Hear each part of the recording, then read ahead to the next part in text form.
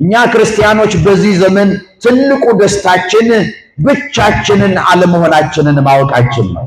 ብፁዕ አባታችን አቡነ ኤልሳ የኢትዮ ሶማሌ ጅጅጋና የምስራቅ አርሲ አህጉረ ስብከት ሊቀ ጳጳስ የቅዱስ ሲኖዶስ አባል ክቡር ሊቀ ካህናት ቀሲስ ኢዮብ ወንድሙ እዚህ ታላቁ ሀገረ ስብከት ዋና ስራ አስኪያጅ ክቡር ሊቀ ብርሃናት ቆሞስ አባ ጴጥሮስ ዶክተር በኢትዮጵያ ኦርቶዶክስ ተዋሕዶ ቤተክርስቲያን የመንፈሳዊ ቅድስት ሥላሴ መንፈሳዊ ዩኒቨርሲቲ ኮሌጅ መምህር ክቡር አባታችን ሊቀ ትጉሃን ንጉሴ ጸጋዬ ሀገረ ስብከቱ ዋና ጸሐፊ ክቡር መጋቤ ሃይማኖት መምህር ሰምረ የጠቅላይ ቤተ ክህነት የስብከተ ወንጌልና ሐዋርያዊ ተልእኮ መምሪያ የስምሪት ክፍል ኃላፊ ክቡራን መላከመዊ ክቡር አባታችን መላከመዊ ቀሲስ ዮሐንስ ኢንጂነር የዚህ የታላቁ ደብር አስተዳዳሪ ወንድማችን መጋቤ ወንጌል ገዛኸኝ የደብሩ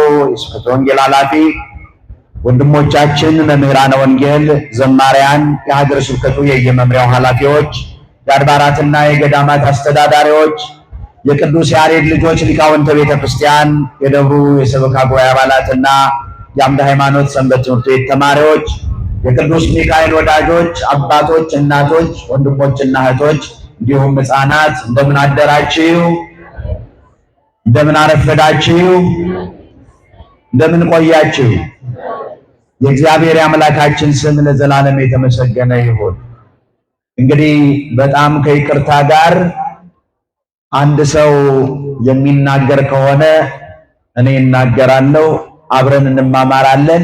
ደግሞ ሁላችንም የምንናገር ከሆነ እናንተ ትናገራላችሁ፣ ሌሎቻችን ዝም እንላለን። የትኛው ይሻላል? የመጀመሪያው ይሻላል። ስለዚህ ድምፃችንን ቀንሰን ንግግር ውይይት ቢኖር እንኳን ወደሱ እንቀጥል። በብፁዕ አባታችን መልካም ፈቃድ በእውነት ዛሬ ከታላቅ ክብር ጋር ደግሞ እዚህ በመቆሜ የዛሬ 2 ዓመት በዚሁ በማህበረ ናታኒም በጉባኤ መጥቼ ነበር። እግዚአብሔር ፈቅዶ ደግሞ ዛሬ በብፁዕ አባታችን ፊት እንዳገለግል እድሉን ስላገኘው እጅግ ደስ ብሎኛል። ይታየን መልአከ እግዚአብሔር አውዶሙ የእግዚአብሔር መልአክ በዙሪያቸው ይሰፍራል። መዝሙረ ዳዊት መዝሙር 33 ቁጥር 7 ላይ የምናገኘው ኃይለ ቃል። በዚህ ዕለት ትልልቅ ስራዎችን የእግዚአብሔር ክንድ የሰራበትን ይልቁንም እግዚአብሔር በቅዱሳኑ ምን ያህል ክብሩን እንደሚገልጥ የምንማርበትን ዋና ዋና ትልልቅ በዓላት የምናከብርበት ዕለት ነው። የቅዱስ ሚካኤል ተራዳኢነት በተለይም በኢትዮጵያ ኦርቶዶክስ ተዋሕዶ ቤተክርስቲያን የመልአኩን ተራዳኢነትና ትድግና የምናስብበት ይህ የሰኔ ሚካኤል ክብረ በዓል በስንክሳሩ በቤተ ክርስቲያናችን ግጻዌ 3 ታላላቅ አባቶችንና እናቶችን ቅዱስ ሚካኤል እንዴት እንደረዳ የምንማርበት ዕለት ነው። በተለይም ደግሞ ዛሬ ላለነው ለኔና ለናንተ መከራ ለበዛብን ሸክም ለከበደን በብዙ እንግልትና መከራ ውስጥ ላለነው ለኔና ለናንተ የመላእክት ጥበቃ እጅግ አስፈላጊያችን ነው። በዛሬው ዕለት ቅዱስ ሚካኤል በምልጃው የደረሰላቸውን ቅዱስ ላሊበላ ንጉሥ የነበረውን ዕረፍቱን ደግሞ እናታችን ቅድስት አፎመያን ደግሞ የባህር ልጅ የሆነው ባህራን የተባለውን ወጣት ቅዱስ ሚካኤል እንዴት እንደታደገው ዛሬም ከሚነደው እሳት ከሚመጣብን መከራ የቅዱስ ሚካኤል ምልጃ እንዴት እንደሚታደገን የምንማርበት ዕለት ነው። እግዚአብሔር በቅዱሳኑ ለወዳጆቹ ሕይወት እግዚአብሔር በክብሩ እንዴት እንደሚገለጥ የምንማርበት ዕለት ነው። እኛ ክርስቲያኖች በዚህ ዘመን ትልቁ ደስታችን ብቻችንን አለመሆናችንን ማወቃችን ነው። በዙሪያችን የእግዚአብሔር መላእክት ሰፍረው እንደሚገኙ ማመናችን ነው። ሰው በአንድ ቦታ ሲሄድ ወይም በአንድ ቦታ ሲገኝ ብቻውን እንደሆነ ከተሰማው ይፈራል። ነገር ግን አብሮት ያለውን ባወቀ ጊዜ ፍርሃቱ ከእርሱ ይወገዳል። ቅዱስ ሚካኤል በዙሪያችን ስላለ ጠባቂያችን እግዚአብሔር እረኛችን እግዚአብሔር መልአኩን ልኮ ከብዙ መከራ ስለሚታደገን ክብርና ምስጋና ለስሙ ይሁን። እልል ብለን እግዚአብሔርን እናመሰግናለን። መላእክት የሰውን ልጅ ከፈጣሪው ጋር ከእግዚአብሔር ጋር የሚያስታርቁ ናቸው። በፈተና ጊዜ ፈጥነው የሚደርሱ ናቸው። የሰላም መልእክተኞች መሆናቸውን የእግዚአብሔር ቃል ያስተምረናል። መላእክት ከእግዚአብሔር የሰጣቸው ተግባር እኛን መርዳት ነው። በምን አይነት መንገድ? ኃጢአተኛው ንስሐ እንዲገባና እንዲድን ይለምናሉ፣ ጸሎት ምልጃ ያቀርባሉ። በእግዚአብሔር የሚታመኑ ደግሞ በሃይማኖታቸው እንዲጸኑ ከሃይማኖታቸው እንዳይንሸራተቱ ጽናትን ይሰጧቸዋል። እኛ የእግዚአብሔር ልጆች በዚህ ዓለም ላይ ስንኖር ቅድም እንደተናገርኩት ብቻችንን አይደለንም። የእግዚአብሔር መላእክት ይጠብቁናል። ከነዚህ መካከል አንዱ ቅዱስ ሚካኤል ነው። በዛሬው ስንክሳር በግጻዌውም እንደምናነበው የጻድቁ ንጉሥ የቅዱስ ላሊበላ ዕረፍቱ ነው። የቤተ ክርስቲያናችን ግጻዌ ስለ ቅዱስ ላሊበላ ሲናገር ወላሊበላ ራእየ ምስጢር ይለዋል። የሰማያዊውን ምስጢር የተረዳ የሚያውቅ ዓይኖቹ የበራለት የተከፈተለት ሰው ንጉሥና አገልጋይ የሆነ ምንም እንኳን እንደ ባለስልጣን በዚህ ዓለም ገዢ የሆነ ቢሆንም ነገር ግን ልቡን ለእግዚአብሔር መንግሥት ከፍ ያደረገ ከዚህ ዓለም ሥርዓት የወጣ ይልቁንም በእግዚአብሔር መንግሥትና ሐሳብ ውስጥ ሕሊናውን የመራ ነበር። ስለዚህ እግዚአብሔር ጥበብና ምስጢርን ገለጠለት። ከዚህ የተነሳ ነው ዛሬ እጅግ በጣም የምንደነቅባቸውን እነዚያን ውቅር አብያተ ክርስቲያናት ዓለም በሙሉ አፉን ከፍቶ በምስጋና የሚደመምባቸውን ታላላቅ አብያተ ክርስቲያናትን የሰራ። ያንን ለመስራት ሰው መሆን ብቻ ለሥራው አያበቃም። ይልቁኑ የመላእክት ተራዳኢነት ያስፈልግ ነበር። ንጉሥ መሆን ብቻ ሥራውን አያስፈጽምም። የመልአኩ የቅዱስ ሚካኤል አማላጅነት ከእርሱ ጋር ነበር። ክብርና ምስጋና ለእግዚአብሔር ይሁን። ብቻችንን ስላልሆን ዛሬ መላው ዓለም የሚያደንቀው እነዚያን ትልልቅ አብያተ ክርስቲያናት ነው። ይትሜክሁ ጻድቃን በክብሩ ይላል ቅዱስ ዳዊት በመዝሙር 149 ቁጥር 5 ላይ ጻድቃን በእግዚአብሔር ክብር ይመካሉ። ምንም እንኳን ያላቸው ስልጣን ከፍተኛ ቢሆንም ያላቸው ሀብትና ዝና ከፍተኛ ቢሆንም በእርሱ አይመኩም። የሚመኩት በማን ክብር ነው? በእግዚአብሔር ክብር ይመካሉ። መልካሙን ገድል ለመጋደል እንዲህ ያደርጉ ነበር። ቅዱስ ላሊበላ እንደ ታላቅ ባለሙያ እንደ አንድ ደግሞ ተራ አናጺ ማንም ሰው ትኩረት ያልሰጠውን እየሰማችሁኝ ነው? ማንም ሰው ትኩረት ያልሰጠውን ሰዎች ሁሉ ሲመላለሱ አለቱን እየረገጡ ያልፋሉ፣ እየተቀጠቁት ያልፋሉ። ያንን አለት ያንን ድንጋይ በልዩ ዓይን ያየው ቅዱስ ላሊበላ ብቻ ነበረ። በማን ምስጢር? በእግዚአብሔር ምስጢር። ዛሬ ብዙዎቻችን ዓይናችን ካልተከፈተ በአጠገባችን ያለውን ክብር ማየት አንችልም። ወደ ትልቅ ውቅር አብያተ ክርስቲያናት የቀየረው የእግዚአብሔር ዓይን ነው። እግዚአብሔር ለቅዱስ ላሊበላ የሰጠው ዓይን ነው። እግዚአብሔር የልቦናችንን ዓይኖች ያብራል። አጠገባችን ያለውን አለት የመሰለን ድንጋይ የመሰለን ተራ ነገር የመሰለን አባቶች ሲተርቱ ምን ይላሉ? በእጅ ያለ ወርቅ እንደምን ይቆጠራል? እንደ መዳብ። ብዙዎቻችን የቤተ ክርስቲያንን የአባቶችን ክብር፣ የቤተ ክርስቲያንን ስልጣን፣ የቤተ ክርስቲያንን ትምህርት አልተረዳንም። ዓይኖቻችን አልበሩልንም። ቅዱስ ላሊበላ በመልአኩ በቅዱስ ሚካኤል አማላጅነት ዓይኖቹ የበራለት ሰው አለቱን ወደ ዕንቁ ቀየረው። የሚረገጠውን ድንጋይ ወደ ትልልቅ አብያተ ክርስቲያናት ቀየረው። ዓለም የሚደንቀው በዚህ ነው። ዛሬ የቅዱስ ሚካኤል ተራዳኢነት ዛሬም እኔና እናንተ በእጃችን ያለውን መስራት የምንችለውን ማድረግ የምንችለውን ተመልከቱ። ከትናንትና ከአምና የተለየ ነገር ምን አለ በዙሪያችን? ምን አለ ባጠገባችን? እንዲህ አይነት ለውጥ የሚያመጡ ሰዎች እነማን ናቸው? ዓይኖቻችን ይሄንን ያይ ይሆን? እኔ ምስክር ነኝ። እንደው በእናንተ በኩል ይሄን ግቢ የዛሬ 2 ዓመት አይቼዋለሁ። ለውጡ ግን የተለየ ነው አይደለም? ለውጡ ግን ያቺ ጠባባ ግቢ ይሄንን ሕዝብ የምትይዝ ሰፊ አውደ ምሕረት የምትሆን ጉባኤ የሚዘረጋባት ለውጥን የተመለከቱ ዓይኖች በብፁዕነታቸው በአቡነ ኤልሳ አማካኝነት ይሄ ግቢ እንዲሰፋ ማን ነው ያየው? እግዚአብሔር ዓይኖችን ሲከፍት የሚታየው ሰፊ ነገር ነው። እግዚአብሔር አምላክ የተመሰገነ ይሁን። ዛሬም ለኔና ለእናንተ ይሄንን እግዚአብሔር እንዲሰጠን መጸለይ አለብን። ይሄ በቅዱስ ላሊበላ ሕይወት የሆነ ነው። እኔ ደሃ ነኝ፣ ዕውቀት የለኝም፣ አቅም የለኝም፣ እጄ ላይ ብዙ ነገር የለም አንበል። ማን ኃይል ይሰጠናል? እግዚአብሔር ኃይል ይሰጠናል። ማን ጉልበት ይሰጠናል? እግዚአብሔር ጉልበት ይሰጠናል።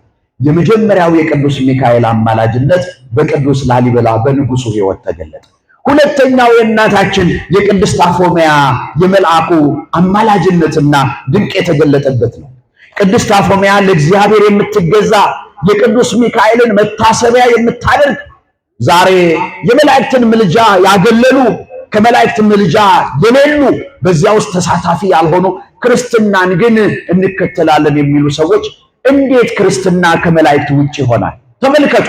የጌታችን የመድኃኒታችን የኢየሱስ ክርስቶስ ብስራቱ ከመላእክት ውጭ አይደለም። ልደቱ ከመላእክት ውጭ አይደለም። የቆሮንቶስ መከራው ፈተናው ከመላእክት ውጭ አይደለም። የጌቴሴማኔ ጉዞው ከመላእክት ውጭ አይደለም። ትንሣኤው ከመላእክት ውጭ አይደለም። ዕርገቱ ከመላእክት ውጭ አይደለም። በሙሉ በእንዲህ አይነት ሂደት ውስጥ መላእክት አገልግሎታቸው ይታወቃል እና ቅድስት አፎምያ የቅዱስ ሚካኤልን ዝክር በየወሩ ትዘክር ነበረ። መታሰቢያውን ታደርግ ነበር። ሰይጣን ግን በመልካም ነገር ቀና። የመልካም ነገር ጠላት ቀናተኛ፣ ለመልካምነት ሳይሆን ለክፋት የሚቀናው ሰይጣን ነው። ስለዚህ መልኩን ቀይሮ ድንጋዩን ዕንቁ አስመስሎ ራሱን የብርሃን መልአክ አስመስሎ ወደ ቅድስት አፎምያ መጣ። የዚያን ጊዜ አወቀችበትና በቅዱስ ሚካኤል ስዕል ተገዳደረችው። ዛሬ ብቻችንን እኛ ቆመን ከሰይጣን ጋር ጉልበት አይኖረን ይሆናል፣ ኃይል አይኖረን ይሆናል። ኃይላችን ጉልበታችን እግዚአብሔር መላእክቱን ልኮ የሰይጣንን ኃይል ድል እንድናደርግ የሚያደርገን በቅዱስ ሚካኤል አማላጅነት ነው ሰይጣንን የምንገዳደረው። ቅድስት አፎምያ የቅዱስ ሚካኤልን ስዕል ስታሳየው ደነገጠ፣ ተንቀጠቀጠ፣ ፈራ። እውነተኛ ማንነቱ ተገለጠ። እግዚአብሔር ከዚህ ይሰውረን። መቼም የሸፈነው ነገር ያለበስነው ነገር የእግዚአብሔር መላእክት ሲገለጡበት የእግዚአብሔር የጽድቅ ፀሐይ ሲወጣበት ይገለጣል። ይሁዳ አሳልፎ ለመስጠት ክርስቶስን አሳልፎ ለመስጠት ስዕል ያደረገው ሽፋን ያደረገው መሳምን ነበረ። መሳሙ ግን አልቀጠለም። መሳሙ ግን ውጤቱ መጨረሻው ላይ ጥፋት ሆነ። ራሱን እንዲያጠፋ አደረገው ለይሁዳ። ዛሬም በቤተ ክርስቲያን የምንለብሰው ልብስ እውነተኛ ጽድቅ ያለበት የእግዚአብሔር ክብር የሚገለጥበት መሆን አለበት። የምንታየው በእውነተኛ ማንነታችን መሆን አለበት። የዚያን ጊዜ እግዚአብሔር አገልግሎታችንን ይቀበላል።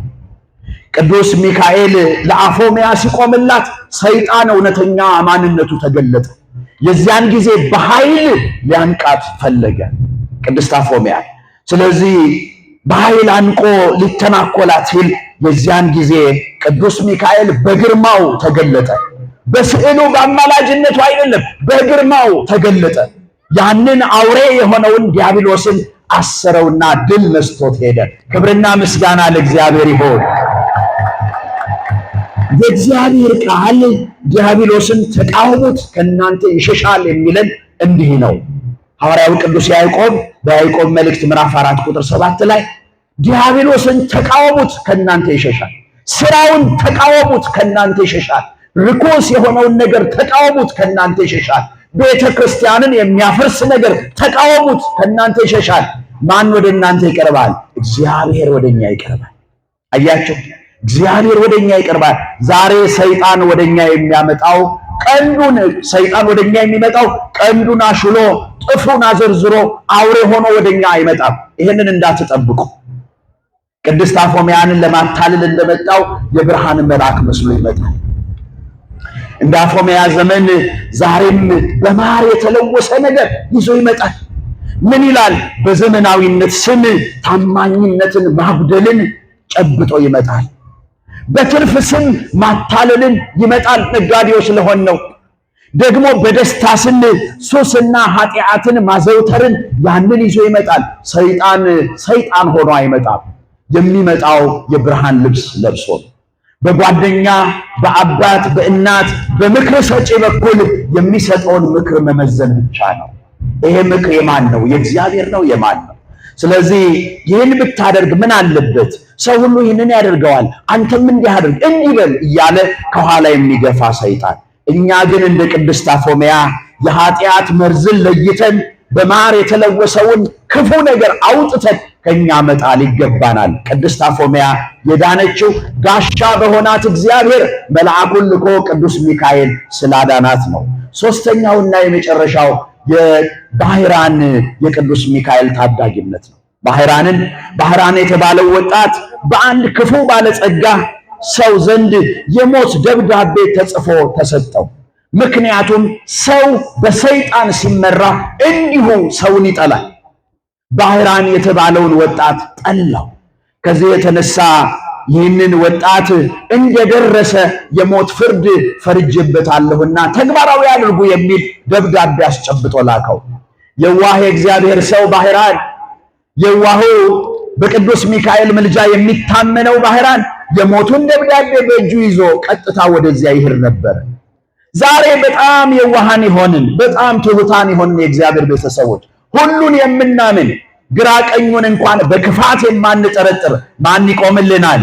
እግዚአብሔር ይቆምልናል። በቢሮ ብዙዎችን አምናችሁ የፈረማችሁ፣ በስራ ቦታ ብዙዎችን አምላችሁ የካዝና ቁልፍ ሰጥታችሁ የከሰራችሁ ማን ይቆምልናል? እግዚአብሔር ይቆምልናል። ምንም እከሰሳለሁ ብላችሁ ባላሰባችሁበት ለእግዚአብሔርና ለክብሩ መልካም የሆነውን ስራ ስትሰሩ ድንገት ሰይጣን እንቅፋት ያመጣብን ማን ይቆምልናል? እግዚአብሔር ይቆምልናል።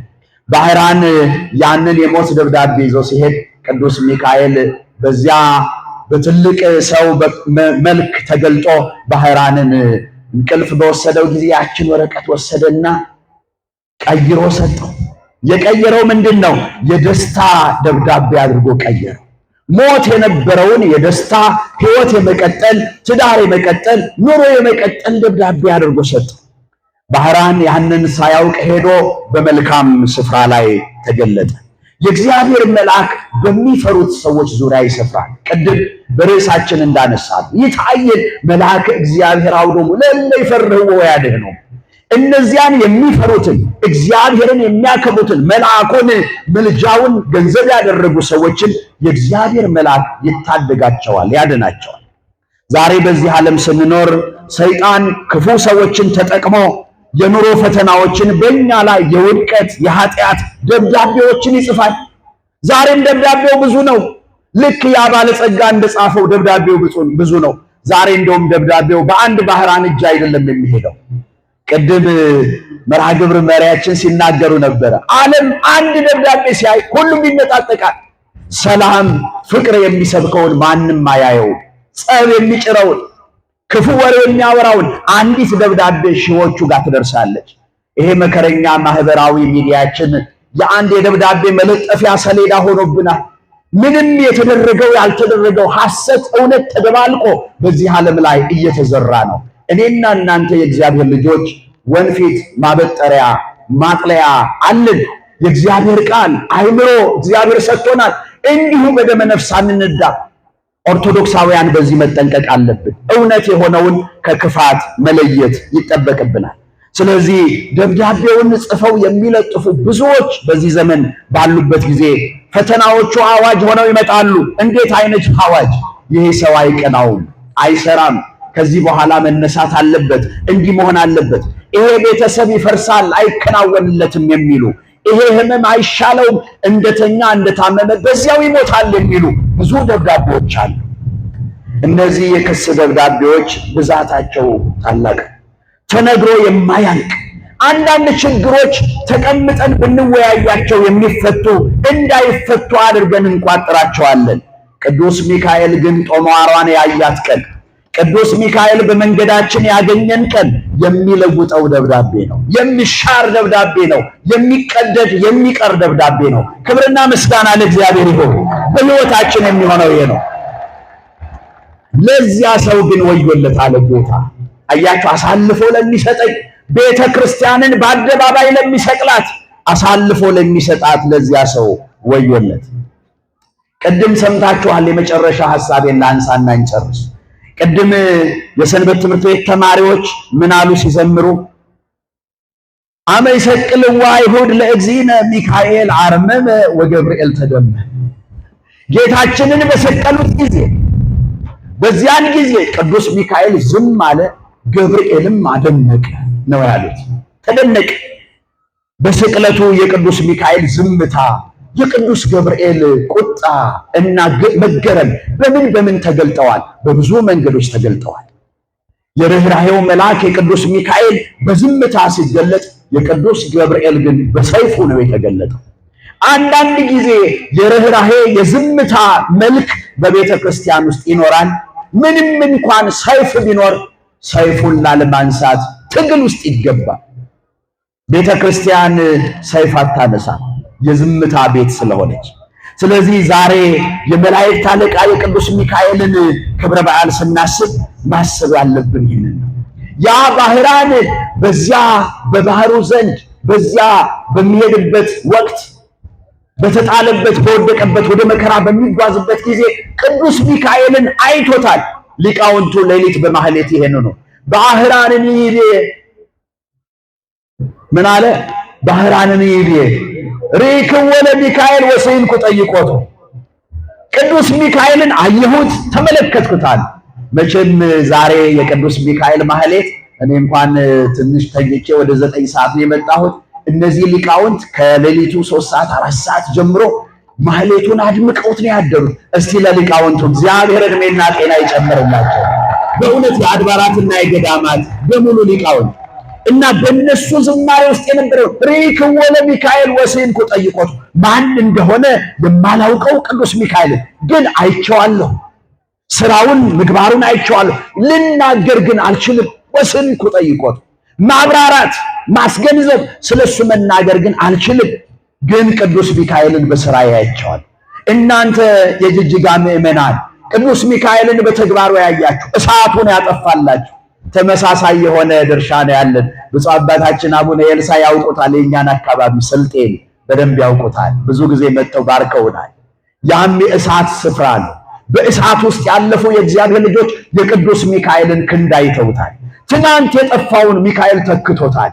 ትናንት ትንንሽ አብያተ ክርስቲያናት የነበሩት ቅዱስ ሚካኤል በአማላጅነቱ ትልልቅ አድርጎታል። ትናንት ምንም ያልነበረን በድህነት በትናንሽ ነገር ጠፍተዋል የተባልን ዛሬ ያከበረን የቅዱስ ሚካኤል ልጆች፣ እስቲ እልል ምስጋና እግዚአብሔር አምላክ የተመሰገነ ይሁን። እንግዲህ እኛ የእግዚአብሔር ልጆች እንደ ባህራን በእግዚአብሔርም ሙሉ እምነት ይኑረን። እንደ አፎመያ ከኃጢአት ፈተና እየሸሸን የቅዱስ ሚካኤልን ፍቅር እናጠንክር። እንደ ላሊበላ ለእግዚአብሔር ቤትና ለቅዱስ ሥራ እንትጋ። ከስራችን ወደ ኋላ የሚጎትተንን እምቢ እያልን ወደፊት እንድንሄድ ይገባል።